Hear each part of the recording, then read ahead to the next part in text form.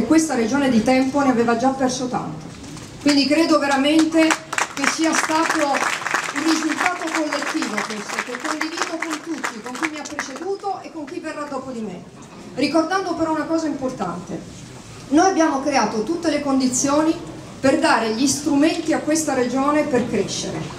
E il polo intermodale è uno strumento straordinario di crescita sociale, culturale, economica.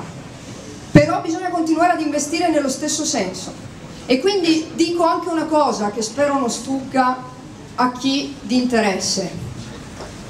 In luoghi così complessi come un aeroporto bisogna metterci i migliori e bisogna metterci quelli che ci capiscono qualcosa. Quindi apriamo alle competenze e non apriamo alla politica o alle poltrone, perché altrimenti torniamo indietro di tanti anni e non possiamo permetterci. Penso che non si benedicono idee, ma si benedicano le cose fatte e fatte bene.